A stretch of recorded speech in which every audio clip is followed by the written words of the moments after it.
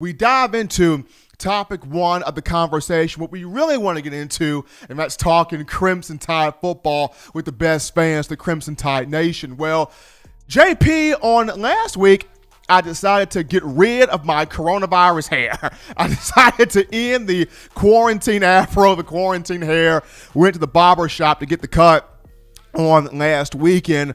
As I'm in the shop, there were so many people. There were about a couple of people I was talking with outside, of the area, and the conversation was, of course, Alabama football.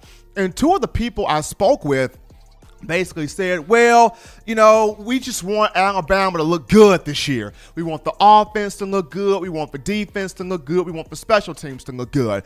But there was one particular person, and I don't understand quite how they knew my name. They probably are just fans of In My Own Words, and I didn't know about it. But the guy literally gets up and he goes, Steven, I don't give 2 cents about the offense. I don't care about the offense.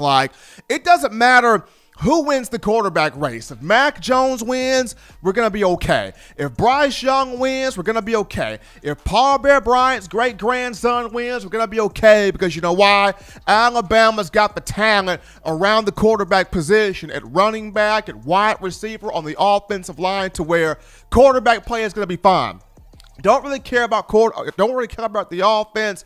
Don't really care about the special teams. My thing is the defense.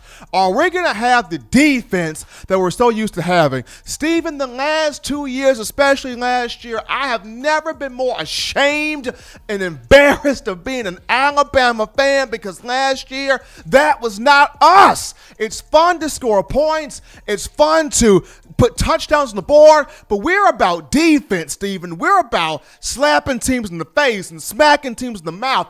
When are we going to get back to having that defense? That 2016 defense, Steven, was the greatest team, was the greatest unit of all time. Do we have a Jonathan Allen on this defense? Do we have a Deron Payne? Do we have a Tim Williams? Do we have a Ryan Anderson, a Reuben Foster, a Rashaan Evans, a Sean Dion Hamilton? Do we have those types of personalities on this defense, Steven? Because that's what I want to know. Do we have the personalities on this year's Alabama defense? I want to see defense. So as this guy is talking to me about this and being very adamant, being very animated, being very passionate about his viewpoint, I took out my phone because I thought, you know what? This would be a great talking point here for the show. So right now, we are going to compare this 2020 group with the 2016 group in terms of the headline names that people talk about. So the first headline name that a lot of people go about is, Jonathan Allen. Who's Alabama's Jonathan Allen on this year's team? Well, I believe it is LeBron Ray. LeBron Ray is this year's Jonathan Allen. Like Jonathan Allen, LeBron Ray doesn't talk much, but he does his business on the field. He is dynamic on the field. He is a leader. He is a weapon on the field. He's battled some injuries, but he's back healthy. He's back 100%, and he is ready to take his talent on the field at 6'5", 291 pounds, around the same playing weight, or at the same playing weight that Allen was. LeBron Ray a couple of inches taller than Allen, but he's a guy that resembles the toughness, the determination, the mindset, and wanting to get on the field and have that type of productivity that Allen had. So my Allen would be LeBron Ray. In terms of my Deron Payne, give me DJ Dale. Both guys from Birmingham. Both guys were number 94. Both guys had strong freshman seasons. Now, Dale got hurt as a freshman, but both guys strong freshman campaigns. We saw Payne as a sophomore in 2016 take a huge jump up, take a huge step forward. Expect the same things from DJ Dale in year 2.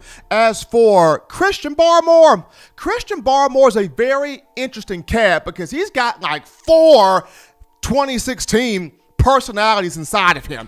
He's got a little Jonathan Allen, which means he's about that business, he's about that action, he's about that production.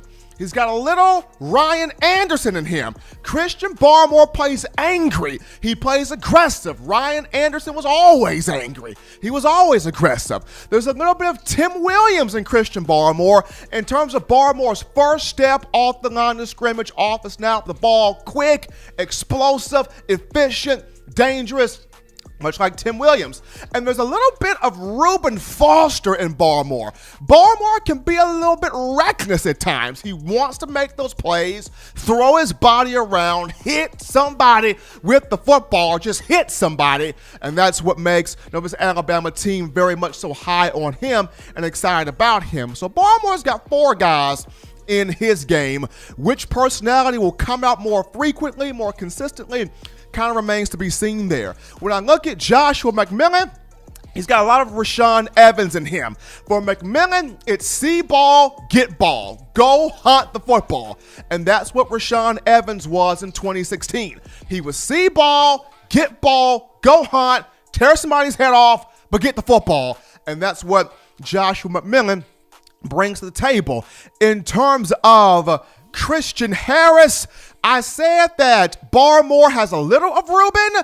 Christian Harris is all Reuben. He is flying around the field. He is shooting in the gaps. He is blowing plays up. He is sacking quarterbacks. He is knocking running backs 7-8 yards behind the line of scrimmage. He is creating negative plays. He is going to take the command from the control center of Dylan Moses, dispatch the control out there, and be able to run around, hit guys in the mouth. And although Harris grew up with the defensive back's mindset, he is firm and solid on, I'm a linebacker, love being a linebacker, and that's going to make something happen.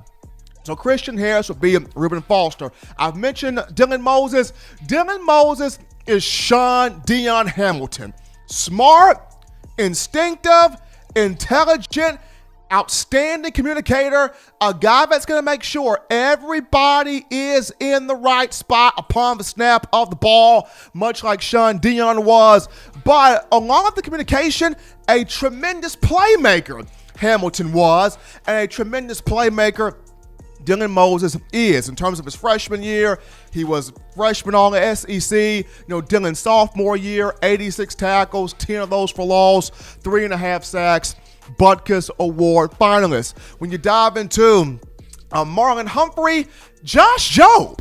Marlon Humphrey, when he first came in, he was handsy, he was physical, loved to jam at the line of scrimmage, loved to frustrate receivers, would get called for pass interference and holding at times, and we had to scream and tell him to turn and look for the ball. But once Marlon locked in, he became one of the Crimson Tide's better corners. The same thing with Josh Jobe. Can be physical, can be handsy, sometimes a little too handsy, gets called for flags, but once Jobe locks in, he is going to be big time. And then for Patrick Surtain II, he's got a lot of Minkah Fitzpatrick in his game. When he came in 2018, people compare him to Minkah. People looked at him as Minkah with the talent, with the work ethic, with the genetic makeup, as Surtain's father, Pat Surtain Sr., played in the NFL. So he's got a little Minkah in his game. But just going through some comparisons there of the 2020 team and diving into how they stack up to the 2016 team in terms of those personalities. But folks, want to hear what you think as we go to our first break here on the show. Upon our return, we dive into your phone calls, your thoughts, your tweets, your text messages, your concerns on Bama football after this.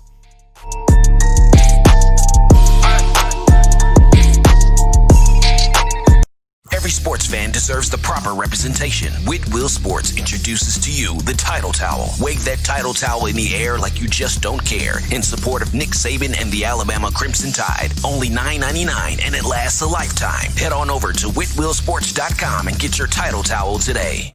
Touchdown Alabama Magazine is Alabama football's premier publication. A subscription to Touchdown Alabama Magazine is the perfect gift for any Alabama fan. For exclusive news and information, recruiting updates, a free annual print magazine, and more, go to touchdownalabama.com and click join. Only $5.95 per month or pay $49.95 for a full year subscription. That's a saving of almost $22. Make sure to subscribe before it's too late and get our new freshly printed end of the year magazine issue. Go to touchdownalabama.com today and roll Tide. Thank you for watching Touchdown Alabama Magazine's YouTube channel. To continue to get the best in Alabama football content, subscribe here and turn on your notifications to stay connected with the hottest shows covering your Crimson Tide.